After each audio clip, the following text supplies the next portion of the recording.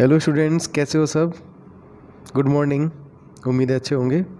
आज गुरु पूर्णिमा है जब मैं ये वीडियो रिकॉर्ड कर रहा हूँ, तो सबको हैप्पी गुरु पूर्णिमा। और सबके लाइफ में जो भी अचीवमेंट मिलनी है सबको मिले, मैं प्रार्थना करता हूँ। और लास्ट लेक्चर में हमने कर लिया था न्यूमेरिकल नंबर 4, और आज के लेक्चर में हम RBSE अनसॉल्व टेक्स्ट बुक के न्यूमेरिकल 5 और 6 परफॉर्म करेंगे। तो न्यूमेरिकल नंबर 5 देखिए। Two similarly equal charged sphere B and C repel each other with a force F. When they are at some distance to each other, a third identical uncharged sphere is touched to B and then C. Now it separated from the both spheres. Calculate the repulsion force between B and C. Hindi में इसको पढ़ते हैं। दो समरूप गोलाकार चालक B व C समान आवेश से आवेशित हैं तथा परस्पर F बल से प्रतिकर्षित करते हैं, जबकि उनको परस्पर कुछ दूरी पर रख दिया जाता है। तीसरा गोलाकार चालक इन्हीं के समरूप है परंतु अनावेशित है। पहले ये B के संपर्क में लाया जाता है, तत्पश्चात C के संपर्क में लाकर दोनों से अलग कर दिया जाता है। B तथा C के मध्य नवीन प्रतिकर्षण बल ज्ञात कीजिए। तो क्वेश्चन को समझिए। क्वेश्चन क्या कह रहा है? क्वेश्चन कह रहा है दो इक्वली चार्ज्ड स्फीयर हैं, B है एक और दूसरा है C। इक्वली चार्ज स्फीयर हैं और आइडेंटिकल हैं। इसका मतलब इस पर भी चार्ज Q है और इस पर भी चार्ज Q है, और ये एक दूसरे को रिपेल कर रहे हैं विद फोर्स F। ये बात आपको क्लियर हुई? ओके, ठीक है। A third identical uncharged sphere is touch to B and then C। अब एक तीसरा आइडेंटिकल स्फीयर और है, उसका नाम रखते हैं हम D। वो पहले टच होता है B से और उसके बाद टच होता है C से। उसके बाद B और C को वापस उसी डिस्टेंस पर रख दिया जाता है। तो आपको बताना है B और C के बीच में कितना फोर्स लग रहा है। ओके, तो यहाँ पे देखिए इनिशियली क्या है, दो स्फीयर हैं। ये देखिए B और C, इनके बीच की डिस्टेंस हमने ले ली R और दोनों पे चार्ज है Q। क्लियर हो गया? इस समय दोनों पर के बीच में फोर्स कितना लग रहा था? F equals to K Q1 Q2 upon R square. Q1 and Q2 is equal, hence force equal to KQ square upon R square. Clear हुआ? अब क्वेश्चन में कह रहा था कि एक अनचार्ज स्फीयर D पहले टच होता है B से। तो ये देखिए, ये जो स्फीयर है D, ये पहले किसे टच हुआ? B से। तो जब भी टच होता है तो चार्ज डिस्ट्रीब्यूट होता है। इस पर चार्ज कितना है? Q। इस पर चार्ज कितना है? 0। तो अब क्या होगा? आपको मैंने प्रीवियस कई क्वेश्चंस में ये बात करवा रखी है कि जब भी दो स्फीयर टच होते हैं तो जो दोनों पर टच होने के बाद जो चार्ज आएगा वो दोनों स्फीयर पर चार्ज का सम करो और 2 का डिवाइड कर दो। क्लियर हो गया? तो इस पर कितना है? Q। इस पर कितना है? 0। Q प्लस 0/2, तो आ गया Q/2 Q/2। तो आफ्टर टच इस पर आ गया Q/2 और D पर भी आ गया है Q/2। ओके, क्लियर हो गया? तो अब ये जो स्फीयर है D, ये पहले किससे टच हुआ? B से। अब ये टच होगा C से। तो अब D पर ऑलरेडी चार्ज कितना है? Q/2, और D टच हो रहा है C से। ये बात क्लियर हुई आपको? D पर पहले चार्ज 0 था, लेकिन आफ्टर जब वो इस पर B से टच हो गया तब उस पर चार्ज कितना आ गया? Q/2। अब जो D स्फीयर है वो किससे टच होगा? C से। ओके, तो इस पर चार्ज कितना? Q। इस पर चार्ज कितना? Q/2। तो अब क्या करेंगे? अब आफ्टर जो कांटेक्ट में आने के बाद तो चार्ज का रीडिस्ट्रीब्यूशन होगा, कितना होगा? Q plus Q/2/2। तो Q प्लस Q/2 कितना हो जाएगा? 3Q/2 अपॉन 2 हो जाएगा 3/4Q। ये क्लियर हुआ बेटा आपको? इन दोनों को ऐड करके 2 का डिवाइड करना है, तो आ जाएगा 3/4Q 3/4Q। तो अब जब D C से टच होता है तो दोनों पर चार्ज आ जाएगा Q/3/4Q 3/4Q। ओके, अब क्वेश्चन कह रहा है उसके बाद बी और सी को वापस उसी डिस्टेंस पर रख दो और देखो उनके बीच में फोर्स कितना लग रहा है। तो अब बी पर चार्ज कितना है बेटा, ये देखो यहाँ से देखो Q/2 और सी पर चार्ज कितना है 3/4Q। अब हमें बी और सी के बीच में वापस फोर्स कैलकुलेट करना है। तो फोर्स इक्वल टू क्या होता है K(Q1Q2)/r²। तो बी पर चार्ज कितना है Q/2, सी पर चार्ज कितना है 3/4Q और डिस्टेंस वही है जो पहले थी r²। तो K(Q1Q2)/r²। थोड़ा सा बड़ा कर देता हूँ मैं इसको, अब आपको दिख रहा होगा, 1 मिनट और कर देता हूँ, ठीक है। अब देखिए तो यहाँ पर 1/2 और 3/4 हो गया है 3/8 और ये बन गया KQ²/r², ठीक है। तो KQ²/r² हमने इनिशियली प्रूव कर लिया था कि ये है हमारा F। ये देखिए तो हमने KQ²/r² की जगह रख दिया है F, यहाँ पर हमने रख दिया F। तो अब न्यू फोर्स आ गया है 3/8F। ओके, तो इजी क्वेश्चन था, समझ में आ गया होगा। नेक्स्ट क्वेश्चन में चलते हैं। क्वेश्चन नंबर 6 है, चित्र 1.2 में 4 बिंदु आवेश 2 सेंटीमीटर भुजा के वर्ग कोणों पर रखे हैं। वर्ग के केंद्र O पर विद्युत क्षेत्र की तीव्रता व दिशा ज्ञात कीजिए। आवेश का मान 0.02 माइक्रोकूलम है।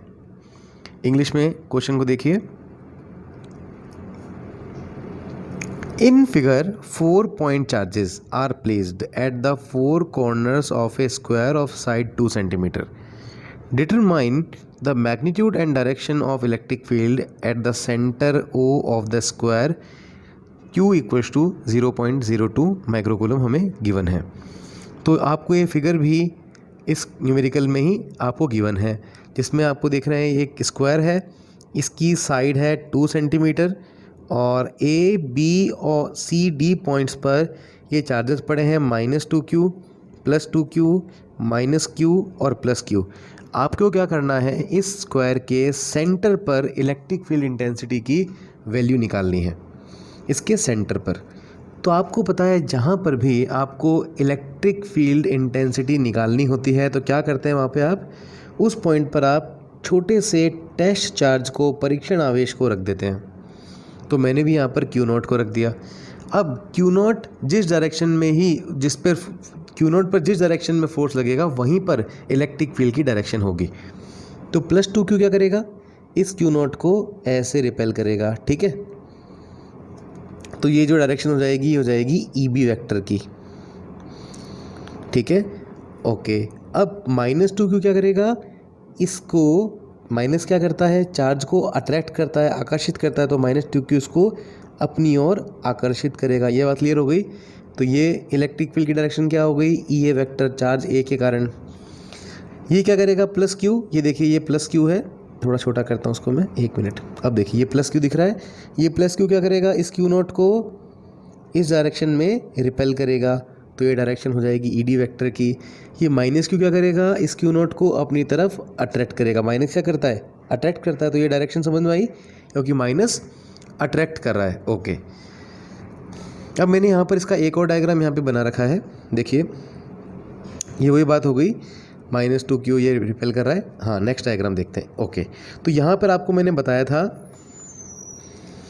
कि ये देखिए +Q क्या कर रहा है, +Q Q0 को रिपेल कर रहा है, तो डायरेक्शन हो गई ED वेक्टर की। C क्या कर रहा है, -Q अट्रैक्ट कर रहा है, तो ये डायरेक्शन हो गई EC वेक्टर की। -2Q क्या कर रहा है, इसको अट्रैक्ट कर रहा है, तो ये डायरेक्शन हो गई EA वेक्टर की। अट्रैक्ट कर रहा है ना बेटा, तो अपनी तरफ खींचेगा, अट्रैक्ट करेगा। +2Q क्या करेगा, इसको रिपेल करेगा, तो डायरेक्शन हो गई EB वेक्टर की। यहाँ पर आप एक बात और नोट करें, यहाँ पर आप देख रहे हैं कि EA वेक्टर का जो लाइन है, डंडी है, वो मैंने बड़ी बनाई है लाइन, और EB वेक्टर की भी लाइन मैंने इलेक्ट्रिक फील्ड की बड़ी बनाई है, और ED वेक्टर की लाइन देखो ये कितनी छोटी है, और EC वेक्टर भी छोटा है। क्यों है ऐसा, तो सुनिए, क्योंकि EA वेक्टर में -2Q चार्ज है, तो जितना -Q चार्ज अट्रैक्ट करेगा, -2Q उससे डबल अट्रैक्ट करेगा। कहने का मतलब -Q के कारण जितनी इलेक्ट्रिक फील्ड इंटेंसिटी होगी, विद्युत क्षेत्र की तीव्रता होगी, -2Q के कारण उस कारण डबल होगी, क्योंकि चार्ज कितना हो गया, डबल हो गया ना बेटा। यहाँ पर ये क्या है +2q, तो +q से क्या हो गया डबल, तो इसका इलेक्ट्रिक फील्ड भी डबल होगा। तो देखिए EB वेक्टर मैंने क्या बनाया है, बड़ा बनाया है, पता लग गया क्यों, ये देखिए क्योंकि इस पर चार्ज 2q है, ये q क्या है, इसके कारण इलेक्ट्रिक फील्ड मैंने छोटा बनाया है क्योंकि इस पर चार्ज केवल q है। तो ये भी बातें आपको ध्यान रखनी पड़ेंगी। ओके, अब हमें देखना है EA के कारण, देखो फॉर्मूला क्या होता है इलेक्ट्रिक फील्ड इंटेंसिटी का, KQ/R²। तो A के कारण इस पॉइंट की डिस्टेंस कितनी हो गई, OA। B के कारण O से डिस्टेंस कितनी हो गई, OB। C के कारण डिस्टेंस कितनी हो गई, OC। और D के कारण डिस्टेंस कितनी हो गई, OD। क्योंकि ये स्क्वायर है इसलिए ये सारी डिस्टेंसेस इक्वल होंगी, वर्ग में सारी भुजाएं ये वाली समान होंगी। तो कितनी हो जाएगी बेटा, ये हो जाएगी OA = OB = OC = OD। ये बात आपको क्लियर होगी। ओके, उसके बाद हम देखेंगे इनकी वैल्यूज़। तो EA केवल हम मैग्नीट्यूड निकाल रहे हैं, अभी परिमाण, अभी दिशाओं के बारे में हम बात नहीं कर रहे हैं। ओके, तो फॉर्मूला क्या होता है इलेक्ट्रिक फील्ड का, KQ/R²। तो EA = कितना हो जाएगा, K, और A पर चार्ज कितना है 2Q। ये देखिए A पॉइंट कहाँ पर है, ये रहा, चार्ज कितना है 2Q। माइनस साइन नहीं लेना, डायरेक्शन हम नहीं बात कर रहे हैं, डायरेक्शन की बाद में बात करेंगे। तो K 2Q/OA²। B पर चार्ज कितना है, B पॉइंट पे डायग्राम में देखो 2Q है, तो B के कारण EB कितना हो जाएगा, KQ/R²। EC कितना हो जाएगा, KQ/R²। ED कितना हो जाएगा, KQ/OD²। तो ये चारों आपको इलेक्ट्रिक फील्ड क्लियर हो गए। ओके, अब हम इनकी डिस्टेंसेस जो हैं OA, OB, OC, OD, इनकी हम वैल्यू निकालेंगे। तो आप फिर से डायग्राम में चलिए, जो OA है, O से लेकर A तक की डिस्टेंस, ठीक है, ये OA को मैं कह सकता हूँ क्या, AC/2, AC का आधा है ये। ओके, तो मैं OA को लिखता हूँ यहाँ पर AC/2, ठीक है। तो यहाँ पर अगर हम पाइथागोरस लगाएं तो हम यहाँ पर देखेंगे, ये एक आपको राइट एंगल ट्रायंगल दिख रहा है, यस, कौन सा, ACD। तो यहाँ पर हम अगर AC² करेंगे तो AC² = base square plus perpendicular square. तो ये कितना हो जाएगा, AD² + DC²। क्लियर हो गया आपको बात ये। ओके, तो यहाँ पर हमने यहाँ पे लिखा हुआ है, ये देखिए पाइथागोरस लगा दिया, AC² = AD² + DC²। अब AD की वैल्यू भी कितनी है, A² A = 2 सेंटीमीटर लिया हुआ है हमने, जो हमारा स्क्वायर है उसकी सभी साइड्स कितनी ली हुई है, A और = 2 सेंटीमीटर। तो AD की जगह भी हम लिखते हैं A², DC² की जगह हम लिखते हैं A², और AC² कितना हो गया, A² + A² 2A²। ओके, यहाँ से AC की वैल्यू कितनी आ जाएगी, √2A। तो AC की वैल्यू आपको समझ में आई बेटा। ओके, अब OA = क्या था, AC/2। तो हमने AC की वैल्यू पुट कर दी यहाँ पर √2A, और अपॉन में 2 आ गया। √2/2 कितना होता है, √2। √2/2 = 1/√2 की 2 को लिख सकते हैं √2 × √2 से √2 गया, कितना बच गया, 1/√2। सबको पता है ये। तो OA की वैल्यू कितनी आ गई, A/√2। तो वहाँ से OA की वैल्यू भी A/√2, OB की वैल्यू भी A/√2, OC की वैल्यू भी A/√2, और OD की वैल्यू भी A/√2। तो यहाँ से हम निकाल लेंगे, ये देखिए EA और EB की वैल्यू आप देखें इक्वल हैं, EA और EB की वैल्यू, क्योंकि देखिए OA और OB इक्वल, बाकी K2Q, तो EA और EB की वैल्यू इक्वल, EC और ED की वैल्यू इक्वल। तो यहाँ पे मैंने यही लिखा है, EA 2KQ और OA की वैल्यू मैंने पुट कर दी, A/√2² = EB। EC और ED भी इक्वल हैं, मैंने जो डिस्टेंस की वैल्यू रख दी A/√2²। क्लियर हो गया है आपको। तो यहाँ पर मैं लिख सकता हूँ, तो यहाँ पर आप देखिए 2KQ है और यहाँ ये केवल KQ है, तो EA = 2 EC लिख सकता हूँ मैं, क्योंकि EA EC का डबल है। ये देखिए यहाँ पर 2 की मल्टीप्लाई कीजिए, या इस पॉइंट, इस वैल्यू की जगह आप क्या रख दीजिए, इसकी जगह आप क्या रख दीजिए, ई सी। तो E A equal to 2E समझ में आ गया आपको? ओके। या तो हम ये भी कह सकते हैं या हम ये भी कह सकते हैं कि ई सी इक्वल टू ई डी हमने ई ले लिया, इस वैल्यू को हमने ई ले लिया, तो यहाँ पर हम ई रख देंगे तो E A equal to 2E equal to E B आ जाएगा। तो ये स्टेप आपको क्लियर हुए या नहीं हुए ये वाले? ओके। अब हम फिर से डायग्राम में चलते हैं। अब जो हमने ई ए को ले लिया 2E वेक्टर,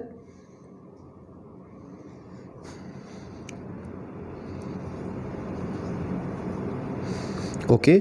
हमने ई ए को ले लिया 2E वेक्टर, ई डी को ले लिया 2E वेक्टर, ई डी को ले लिया ई वेक्टर और ई सी को ले लिया ई वेक्टर। ये बात आप क्लियर होगी? मेन डायग्राम में देख लीजिए आप। अब देखिए 2E वेक्टर से ई वेक्टर माइनस हुआ तो कितना आ गया हमारे पास? इस डायरेक्शन में ई वेक्टर।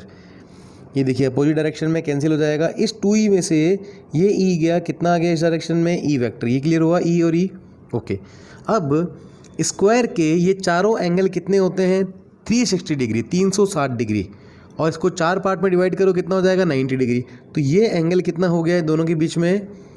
90 डिग्री। अब जो रिजल्टेंट होगा इस ई का और इस ई का कहाँ से निकलेगा? बीच में से। और रिजल्टेंट का फॉर्मूला सबको याद है, क्या होता है? A square plus B square plus 2AB cos theta. A भी कितना है? ई स्क्वायर, बी भी कितना है? ई स्क्वायर, और दोनों के बीच में एंगल कितना है? कॉस 90। कॉस 90 कितना होता है? 0। तो ये आ गया है E square plus E square equal to 2E square. 2E square तो रूट ले लेंगे तो रूट 2E आ जाएगा हमारे पास। ई की वैल्यू हमारे पास कितनी है? KQ अपॉन में OA स्क्वायर। OA की वैल्यू हमारे पास है A अपॉन रूट 2 स्क्वायर। तो यहाँ से हमने स्क्वायर किया, A स्क्वायर रूट 2 का स्क्वायर किया 2, तो ये हमारे पास आंसर आ गया 2 root 2 KQ upon A square. अब Q हमें क्वेश्चन में गिवन है 0.02 माइक्रो कूलम, तो वैल्यू पुट कर दी Q की जगह 0.02 माइक्रो मतलब 10⁻⁻⁶। K की वैल्यू 9 × 10⁻⁹ और A स्क्वायर की वैल्यू 2 × 10⁻²। सॉल्व किया तो ये आंसर आ गया। तो ये क्लियर हुआ आपको? तो इसमें क्या करना है, डायग्राम देखना है, और डायग्राम से पहले हमने ये इलेक्ट्रिक फील्ड की सबकी डायरेक्शन निकाल ली। उसके बाद हमने ये कैलकुलेशन की है, उससे हमें पता लगा कि E A equal to E B equal to 2EC, मतलब ई ए ई सी का डबल है। पता लग रहा है यहाँ से डायरेक्ट आपको, देखो 2 आ गया इसमें, और ई बी ई डी का भी डबल है। उसके बाद हमने OA की वैल्यू निकाल ली पाइथागोरस थ्योरम से, कितनी है हमारे पास? A/√2। उसके बाद ये सारी वैल्यूज़ पुट की हमने, और डायग्राम से हमें पता लगा कि नेट इलेक्ट्रिक फील्ड कहाँ से निकल रही है? बीच में से। तो इस E और E का हमने रिजल्टेंट फॉर्मूला क्या लगाया?